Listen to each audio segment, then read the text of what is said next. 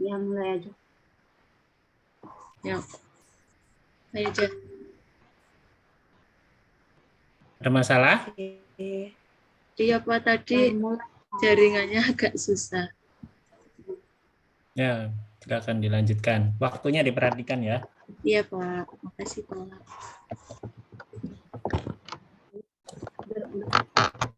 Udah ya, mulai ya. Baik, selamat sore teman-teman. Sore. Di sini saya Haja Dinati sebagai moderator dan ada Melani sebagai metodenya.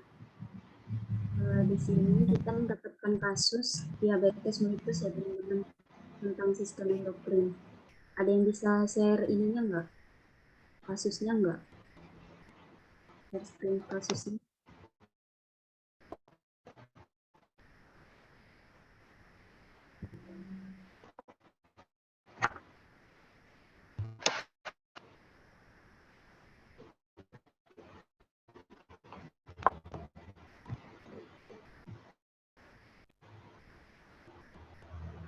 Ini share screen ya.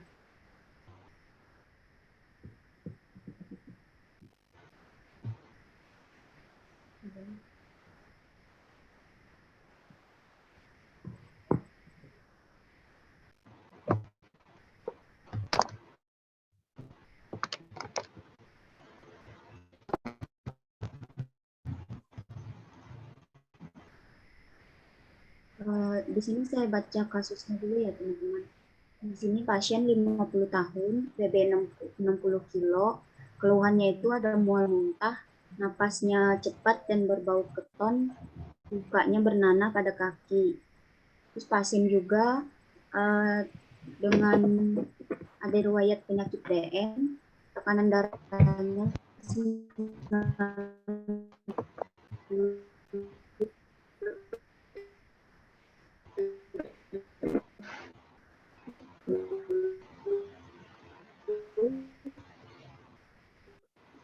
nadinya 80 kali per menit, respirasi normalnya 3.200 sampai dengan 10.000. Nah, untuk hasilnya di sini agak ada naik ya teman-teman, 18.300. Untuk PDS-nya ini 80, normalnya itu 80 sampai dengan 40. Untuk hasilnya di sini dia sangat tinggi ya teman-teman, 560. HbA1c-nya 4 sampai dengan 7 normalnya, di hasilnya 12,1. Untuk pH-nya normalnya 7,35 sampai dengan 7,45. Untuk hasilnya mengalami penurunan yaitu 6,85.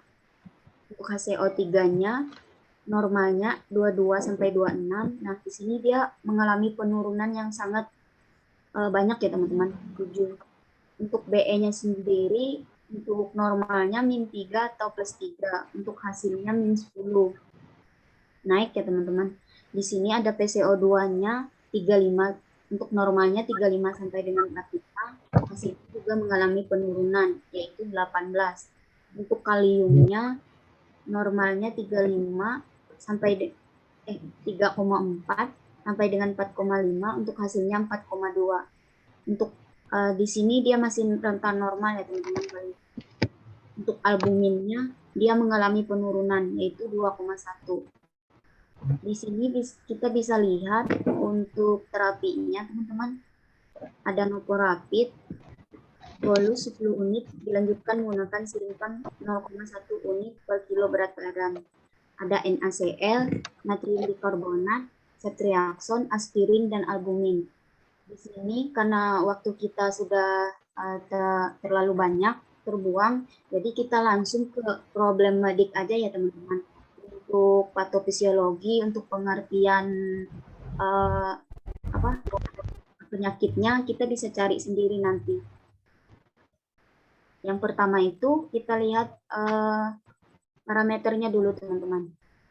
Mungkin teman-teman ada yang bisa, yang mana yang menunjukkan gangguan ini dari parameter di atas.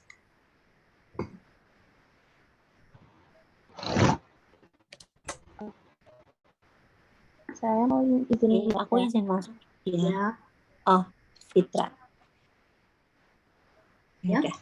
Oke. Dulu ini.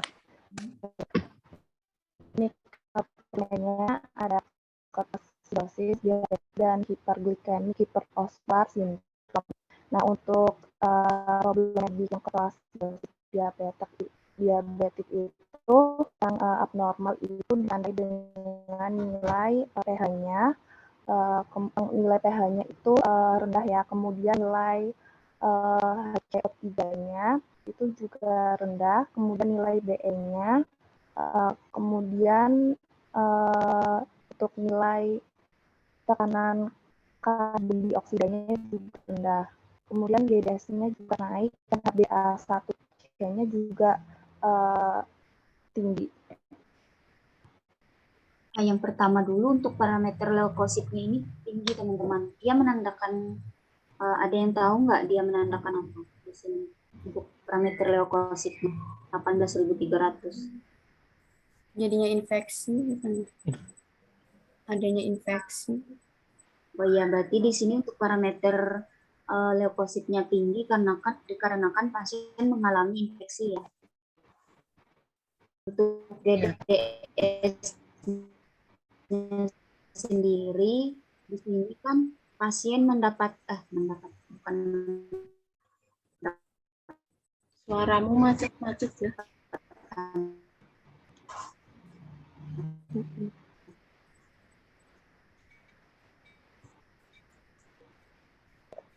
di sini kan pasien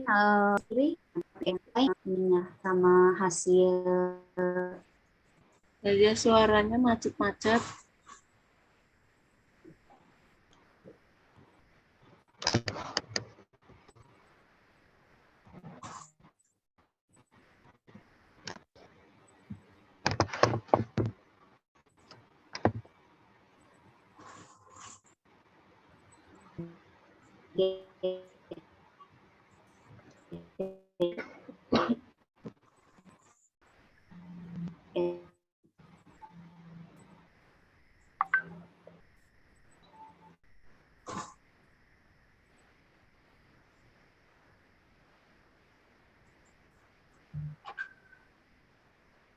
Halo, Ya, udah dengar. aduh maaf jaringanku lagi gangguan. Tadi sampai ini ya GDS-nya ya teman-teman. Untuk parameter GDS-nya dia menggunakan parameter.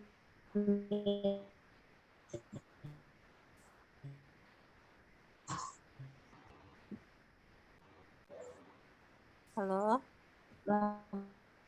Aja kamu macet. saya dari tadi nggak dengar kalian ngomong apa. Itu udah pas nggak sesuai? Hah? Gimana?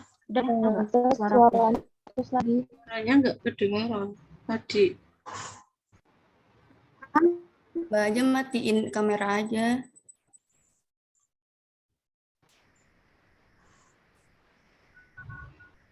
Suara nggak ada sama sekali tadi.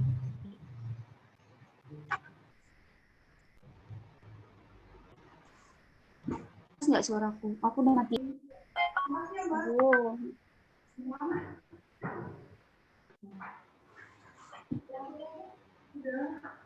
Udah jelas belum ya? Udah ini udah. Ini udah. Ya Allah, astagfirullahaladzim. Lanjut. Lanjut ya. Untuk GDS tadi gimana? Untuk GDS-nya tadi, bentar aku tutup pintu ini ya. Ganggu banget.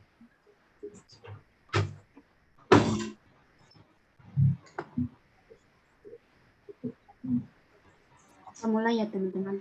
Untuk GDS-nya tadi 560. Nah, di sini untuk terapi DM pasien ini udah pas nggak ya? Pasien mendapatkan laboratif.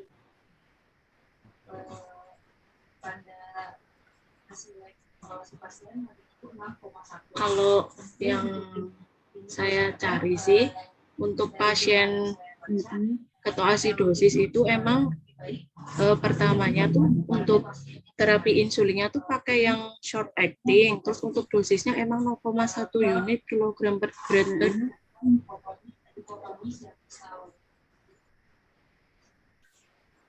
0,1 unit ya. Iya, Kasusnya berapa unit? di kasusnya juga segitu. Novorapid bolus 10 unit, dilanjutkan menggunakan sharing pump 0,1 unit per kilogram berat badan.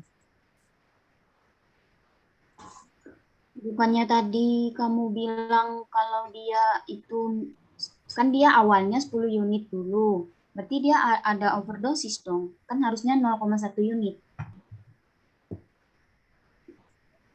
Gimana? Kan kalau yang pakai sharing pump 0,1 itu kan setelah dia mendapatkan yang 10 unit. Berarti di sini untuk DRP-nya gimana? Overdosis.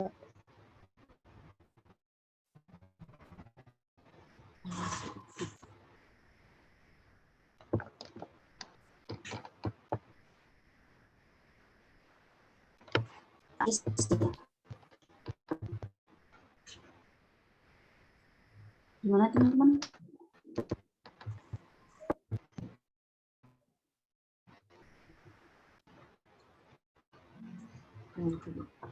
Halo? Ya, saya sebentar. Aku pakai ini aja, tapi nggak ada, tapi nggak ada itunya, nggak ada mukanya ya, nggak ada video maksudnya. Siapa? Desti. Nggak ada videonya aku. Iya. Aku pakai ini Gambar, aja ya. gambar doang. Walaupun nggak ada itu videonya nggak apa-apa ya. Iya. Tapi suaramu lihat di pinggir. Kenapa? Suaraku gimana? Suaraku ada. Berarti untuk kita lanjut ya teman-teman. Lancar Tapi kok. suaraku jelas Iya nggak? lancar. Jelas. Tapi ini mukanya gambar adiknya Kevin nggak apa-apa lah ya. Iya nggak Di sini ya. apa-apa. Yang penting kamu ngomong nanti. Edit profile picture gimana sih caranya? Change picture. Aduh ya Allah, ada-ada aja ini semua. Kenapa sih? Ayo lanjut. Kalau teman-teman yang Tadi lain sampai ya, mana? tadi kan Adalah biarin aja. terkait insulin. Oh Iya iya. terkait Jadi insulinnya kalau yang 10 unit ya. Soalnya di pasien kan sini dia bukan per kilo per badan. Kalau yang 0,1 kan tadi dia per kalau ya ngomong deh. oke. Izin masuk ya. Jadi pasien kan memang memiliki riwayat diabetes meletus. Kalau dari hasil data lab, aku tuh mikirnya diabetesnya pasien ini nggak kekontrol karena sebenarnya kan KAD yang ketoasidosis diabetikum sama HHS itu salah satu manifestasi pasien diabetes kan. Jadi itu kalau misalnya udah nggak kontrol lama, makanya bisa menyebabkan KAD sama HHS. Saat terjadi KAD, sama HHS. Apa sama kalian semua? Gimana? Suaranya putus, Mbak. Siapa? Aku atau Haza? Haza. Sekarang udah jelas. Oke. Jadi lanjut ya. Jadi saat pasien mengalami KAD sama HHS itu sebenarnya waktu kritis pasien. Jadi harus ditangani secara tepat gitu kan. Dari tata laksana yang udah aku baca, pasien itu pertama-tama membutuhkan terapi cairan. Jadi diberikan cairan normal salin dulu kepada pasien 1 liter pada 1 jam pertama. Lalu setelahnya baru diberikan 200 sampai 250 mili per jam. Jadi kan pasien baru mendapatkan 100 mili per jam ya untuk setelah 1 jam pertama itu. Jadi mungkin ini salah satu ada salah satu DRP ya. Apa namanya, berarti masih underdose gitu. Apalagi di sini posisinya pasien juga kan gula darahnya tinggi banget ya, 560 mg per desiliter gitu. Jadi dari jurnal yang aku baca, nanti aku share ya, itu tuh ada evidence 80% pasien yang diberikan terapi cairan pada 1 jam pertama atau waktu kritis itu dan dilanjutkan jam berikutnya itu terbukti menurunkan nilai gula darah pasien seperti itu. Jadi emang tata laksananya pertama kali itu dikasih terapi cairan, baik pasien yang mengalami KAD atau ketoasidosis diabetikum ataupun yang mengalami HHS gitu. Jadi sebenarnya tuh jarang banget pasien mengalami KAD sama HHS secara bersamaan, tapi ternyata pasien Bapak Tuan A ini mengalami KAD dan HHS secara bersamaan, lalu juga ada ulkus di kakinya yang sudah bernanah. Itu sih dari aku. Oh ya, terus untuk tata laksananya, di samping dikasih terapi cairan, pasien juga membutuhkan insulin. Insulinnya yang insulin yang diberikan yang short acting, yang kerjanya cepat, yang rapid. Lalu juga dikasih bikarbonat. Pasien juga sudah mendapatkan bikarbonat ya di sini. Tapi kalau untuk dosisnya aku belum sempat menghitung sih ini sudah tepat untuk pasiennya atau belum. Seperti itu. Terima kasih. Ya, ada yang bisa menambahkan lagi teman-teman selain yang Desti informasikan tadi? Kalau yang untuk DM juga aku setuju sih tadi sama Desti. Kalau yang udah aku baca tuh pasiennya juga kan pH-nya kan lebih dari 3,3 tuh. Kalau bukan pH-nya berapa kemarin?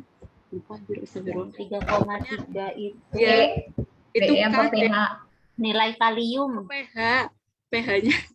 Kalau kaliumnya di sini 0,6. pH-nya 6,85. Kalau pH kurang dari 7, betul. iya kan? Itu baru berarti berat. KAD berat atau asidosis. berat. Dia masuk KAD berat. Terus emang kalau insulinnya tadi bacanya dimulainya emang pakai yang short acting dulu. Kalau di referensinya tuh bilangnya emang 0,1 unit per kilogram berat badan sih. Jadi udah tepat ya berarti yang diberikan. Tapi tadi kalau 1 unit sama 10 unit. 10 unit. Oh iya. Berarti 0,1. Berarti 6 unit, berarti overdose. Kalau 1 unit berarti tinggal dikali 60 ya teman-teman. 6 unit berarti. Gimana?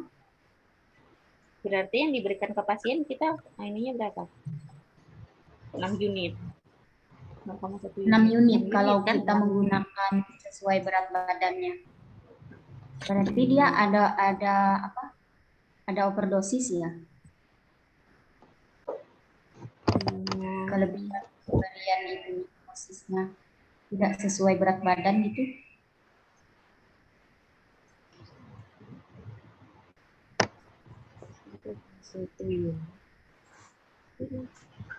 Berarti harusnya 6 unit ya pertama kali itu pakainya. Kalau kita menggunakan apa tadi perhitungan sesuai BB-nya. Hasilnya 6 unit. Benar nggak sih hasilnya 6?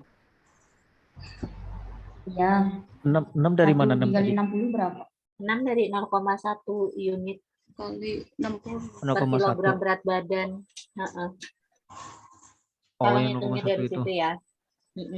Tapi itu emang untuk pemberian saat pertama kali diberikan short acting insulin atau setelah kalau yang aku nulis aku sempat cari tuh kalau yang di terapi kan emang dilanjutkan dengan sirinpan 0,1 unit per kilogram berat badan kan. Saat awal juga memang dikasihnya juga 0,1 unit per kilogram berat badan, atau memang ada standarnya gitu sih? Ya. Aku belum sempat cari.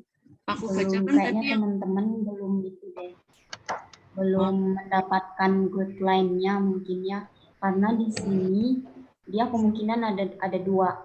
0,1 itu untuk diberikan tiap dia di rumah, pemakaian di rumah, atau pas dia masuk pingsan apa sih?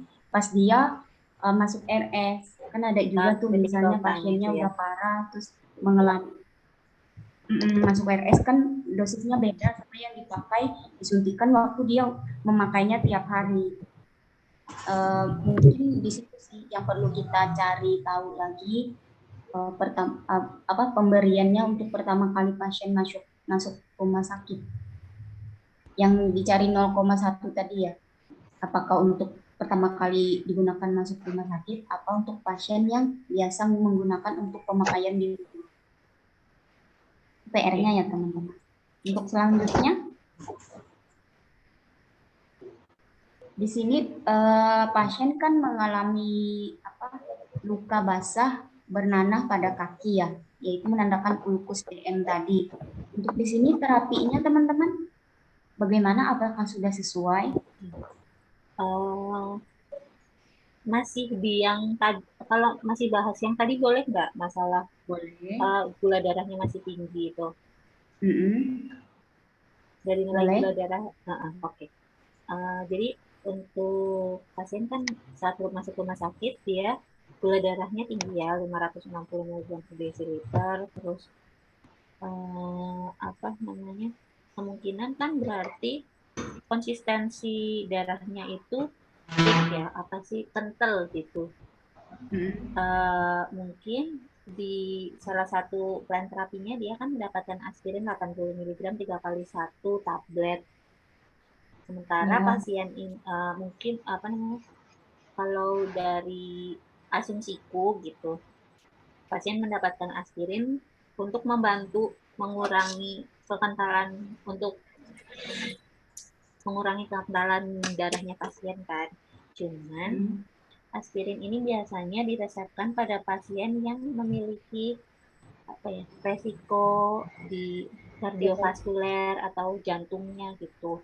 Jadi menurutku karena pasien udah dapat yang infus NaCl itu yang secara bolus di 1 jam awal, terus udah dapat Novorapid juga, aspirinnya tetap dilanjutkan atau bagaimana ya menurut teman-teman? Soalnya kalau menurutku aspirinnya ini tanpa indikasi gitu.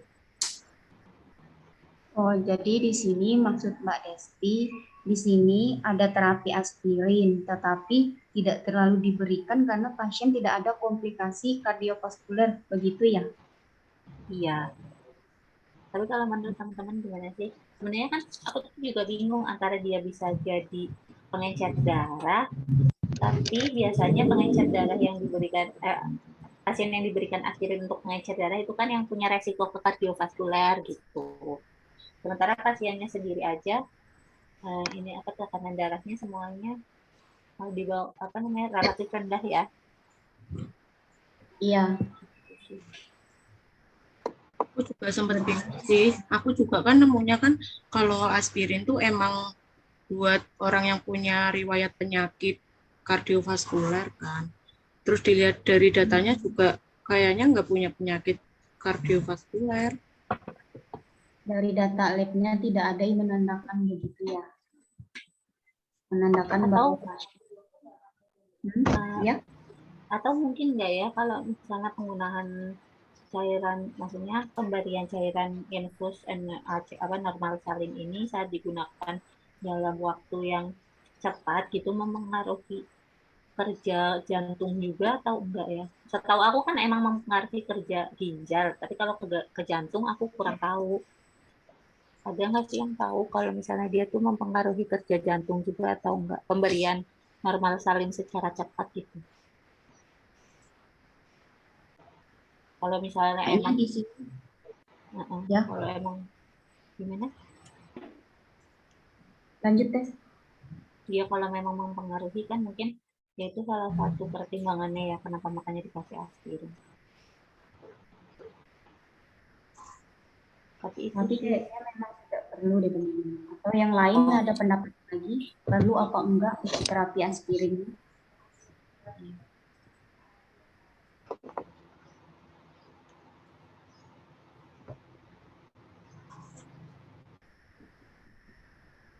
Pemberian operatif dulu kan dikasih transfer ya itu kalau nggak salah tuh. Ya terapinya yang salah. Mungkin kita dikasih dulu. Tapi ada Ari jangan lupa di mute. apa lanjut dulu teman-teman, nanti kita gimana Des? Ya, lanjut. Oke lanjut ya, untuk aspirinnya tadi masih Halo? agak Potong-potong ya.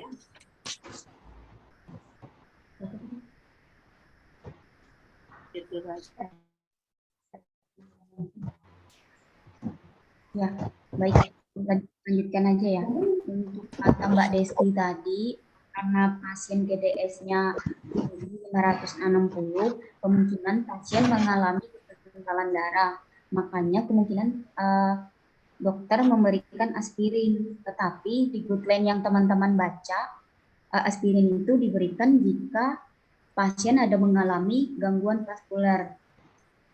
Nah, di sini tidak ada tanda-tandanya. Berarti di sini perlu dicari tahu lagi ya, PR kita, apakah aspirin tetap digunakan atau enggak.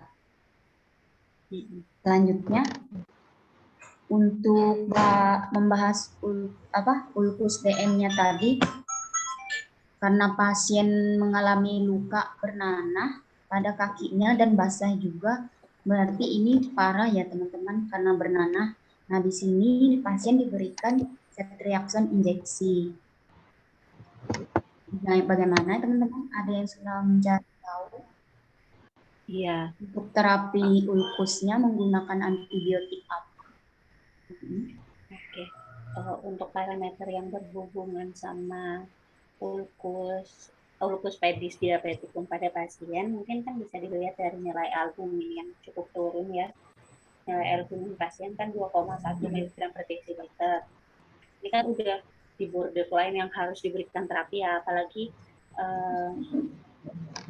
kondisi klinisnya pasien juga mengalami KAD atau asidosis diabetik sama hiperglikemik hiperosmolar sindrom kan.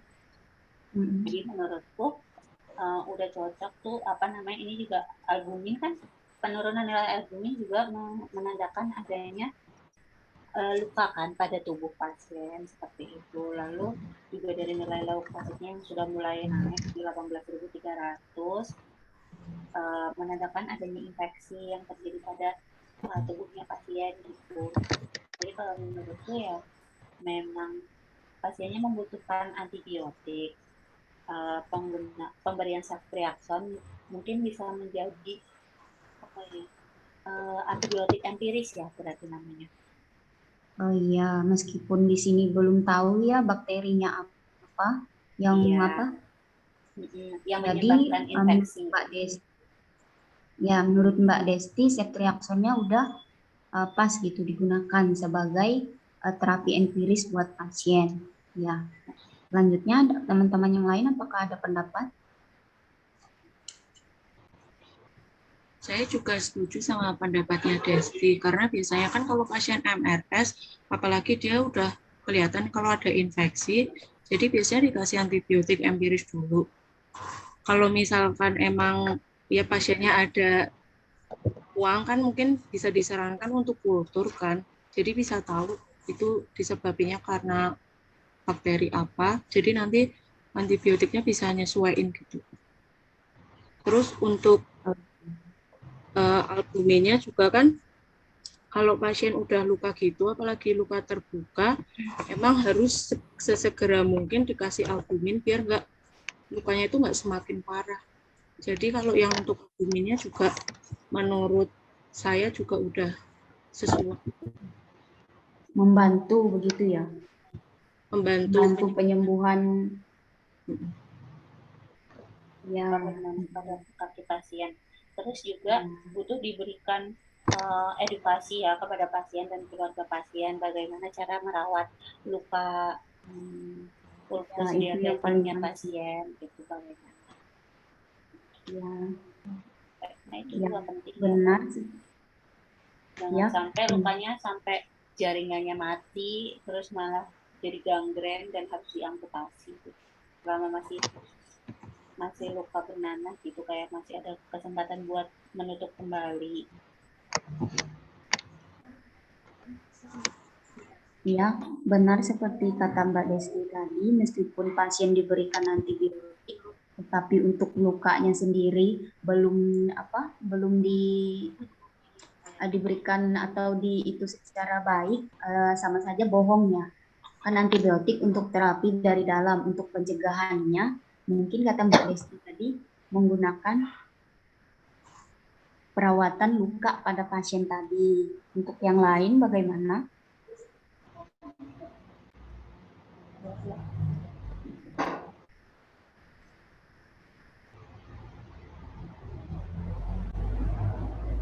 Berarti di sini lanjut ya teman-teman, atau masih bahas ini untuk ulkus efektifnya?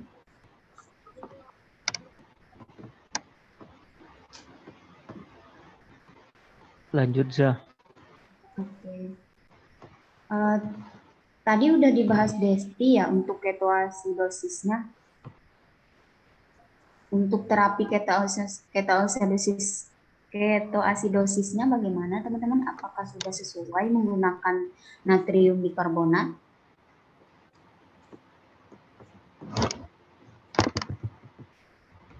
Itu ketoasidosisnya kita perlu masuk yang mana itu, Bu?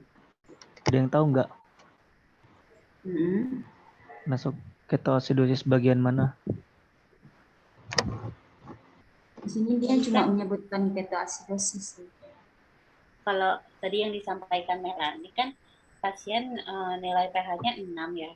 Kalau misalnya dari guideline, kalau nilainya 6 di bawah 7 tadi kan, kalau nilainya di bawah 7 pasien 6,85 berarti kan dia termasuk severe atau berat atau asidosis diabetes yang berat.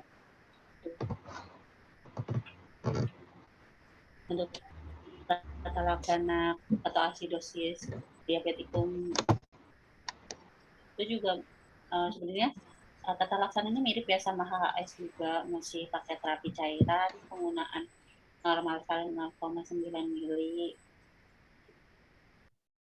Terus di samping itu juga dilihat nilai natrium. Kan di sini nggak ada nilai natrium ya. Natrium, kalium juga butuh dilihat.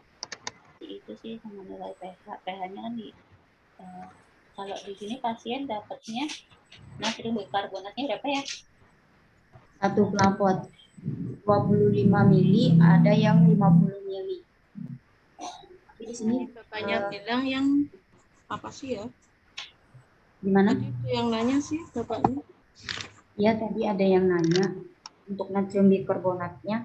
Dikasih yang Dia 25 yang 25 mili tadi bilangnya. Berarti dia 25 mili dilarutkan dalam NaCl. Menurut teman-teman gimana? Apakah dia pas?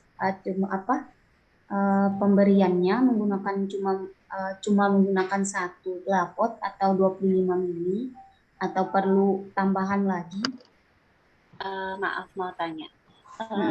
Ada yang tahu nggak 25 mili natrium bikarbonat sama dengan berapa mili?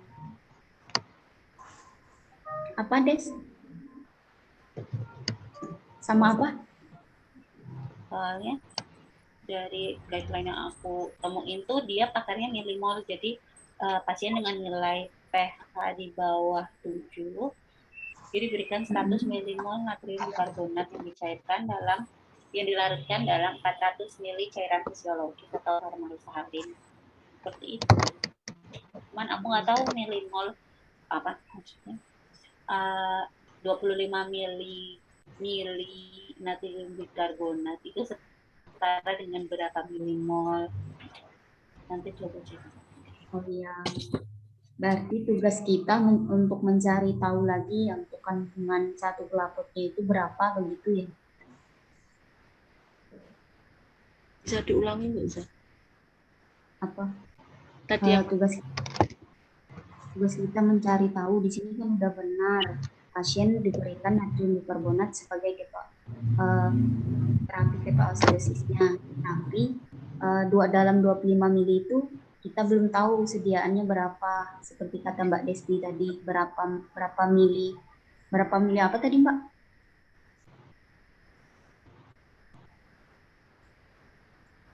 Des, Ya, gimana? berapa apa tadi yang nggak taunya? Jadi Dan- dalam 25 mg dalam satu sediaan itu terdapat 25 mg setara dengan berapa milimol? Oh iya, Karena dari coba ya, aku berarti kita juga sambil baca perlu nyari lagi. tahu perbandingan miligram per milimolnya ya, agar tahu berapa yang diberikan begitu ya. Iya. Nah, berarti untuk terapi ketoasidosinya sudah sesuai ya menggunakan natrium bikarbonat. Untuk tadi di awal udah dibahas apa ya? Menggunakan apa hiperglikemiknya?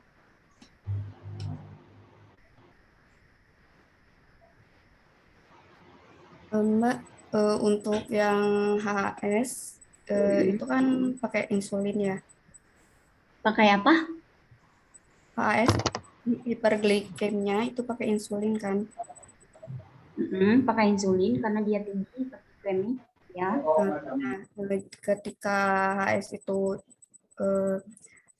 bisa rentan terjadi drop kalium, Mbak. Ketika insulin itu memasukkan kalium ke dalam sel, jadi perlu ditambahkan suplemen kalium seperti itu. Karena kan kemungkinan ketika memakai insulin itu bisa terjadi drop kalium. Oh, berarti di sini menurut Yulita pasien memerlukan terapi kalium, begitu ya? Karena kemungkinan gimana tadi Yulita? Ya, karena kemungkinan ketika pakai insulin itu bisa terjadi drop kalium. Ya, drop kalium. Jadi karena pemberian insulin tadi ya, jadi dia harus disertai, dibarengi dengan terapi kalium. Begitu Suplemen teman-teman. kalium. Iya. Ya, seperti kalium. Mirip sama yang tadi disampaikan sama Yulita, pasien juga kan mengalami HHS ya. Ternyata pada terapi HHS, di samping pemberian terapi cairan, insulin, potasium, kalium, jadi saat nilai kaliumnya, ini kan pasien nilai kaliumnya 4,2 ya. Iya, masih normal. Dengan normal, dia tetap membutuhkan replace kalium, jadi 10 milimol per jam. Jadi ya memang membutuhkan itu sih. Jadi Berarti ya, pakai injeksi, Mbak? Iya, kalau ada nggak ya? Pasti ada ya harusnya. Kalium injeksi apa gitu. Mungkin kita perlu nyari tahu lagi sediaannya begitu ya.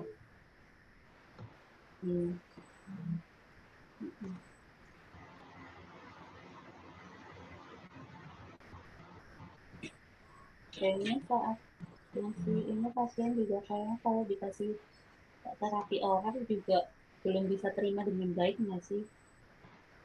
Iya, Dari karena kondisi pasien klinisnya pasien. lemah ya. Hiperglikemik itu biasanya pasien tuh lemas, biasanya nggak bisa disuruh minum oral.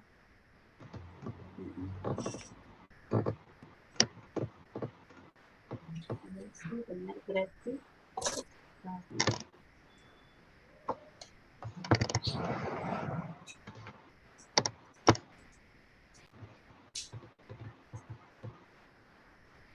Berarti ini udah hampir selesai ya teman-teman untuk problem medik yang kita bahas. Untuk glukus peptid tadi udah, ketoadosisnya juga sudah. Cuma ada bagian yang kata Desti tadi, berapa milimolnya di dalam kandungan tersebut ya, yang perlu kita cari tahu. Dan untuk hiperglikemiknya juga perlu terapi penambahan kalium begitu ya.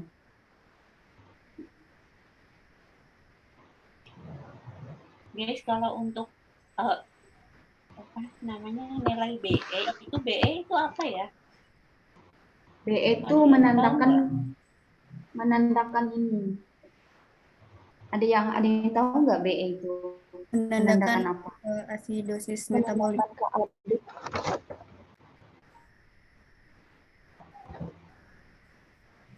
Gimana? Maaf. Potong apa? Putus. Gimana Yulita, bisa dijelaskan lagi? Untuk BE-nya menandakan komplikasi apa?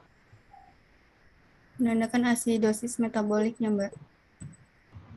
Ya, mungkin pasien di sini mengalami asidosis metabolik karena pasien menderita diabetes ya. Diabetes itu rentan mengalami asidosis metabolik, ditandai dengan parameter BE tadi.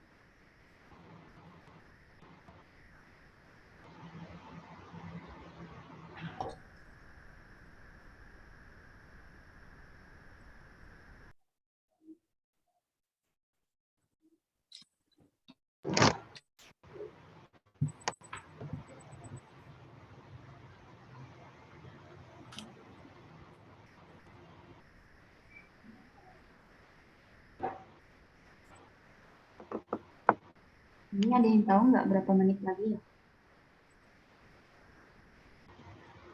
Kenapa? Berapa menit lagi? Kayaknya sampai jam 2:30 deh. Berarti tinggal 6 menit lagi ya, teman-teman. Dari sini juga semuanya udah kita bahas, problematiknya untuk ulkus, ketoasidosisnya, sama hiperglikemiknya. Dan kita bahas juga terapinya tadi. Untuk selanjutnya, bagaimana kalau kita itu aja untuk DRP, memastikan DRP kita apa-apa aja untuk betulin. Bagaimana kesimpulan dari diskusi kita hari ini?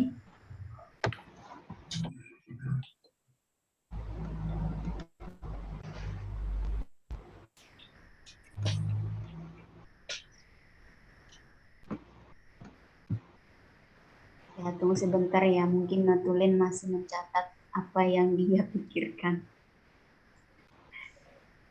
Oh iya, untuk tadi kan pasien DM-nya kan dapat insulin yang short acting ya, itu tuh udah sesuai. Cuma untuk perhitungan dosisnya, untuk pasien masuk rumah sakitnya tuh kita harus cari tahu lagi.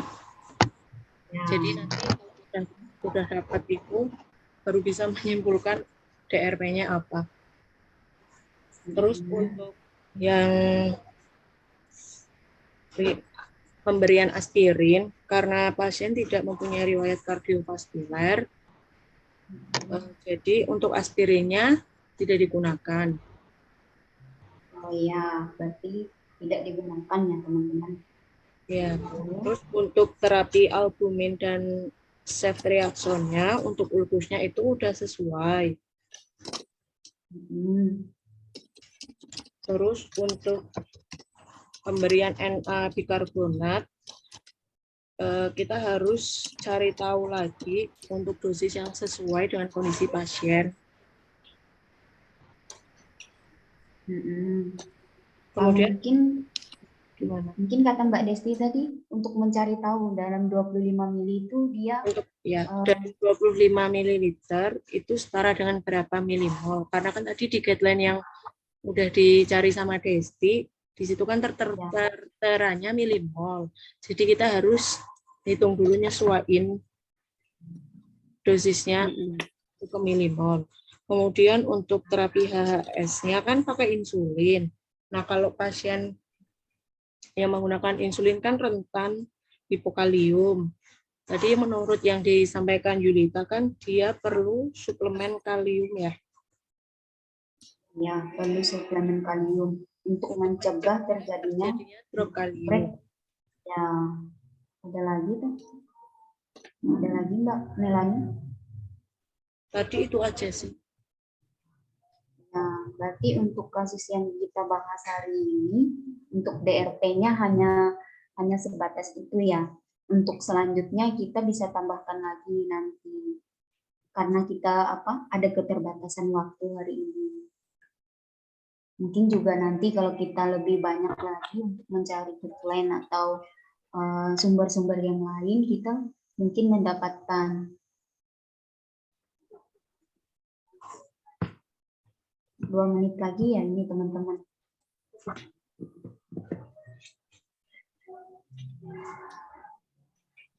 Bagaimana yang lain?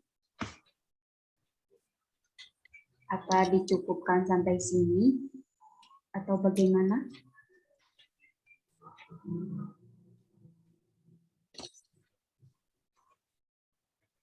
Apakah sudah sesuai apa yang kita bahas tadi? Atau perlu penambahan lagi? Jika sudah sesuai, saya cukupkan sampai di sini ya. Assalamualaikum warahmatullahi wabarakatuh. Waalaikumsalam. Waalaikumsalam warahmatullahi wabarakatuh. Salam.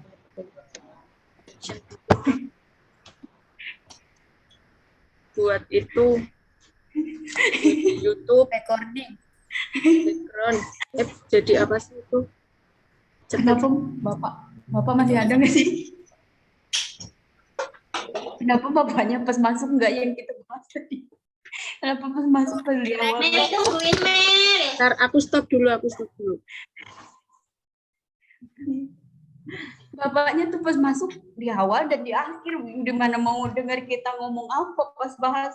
Belum aku Sekarang. Belum.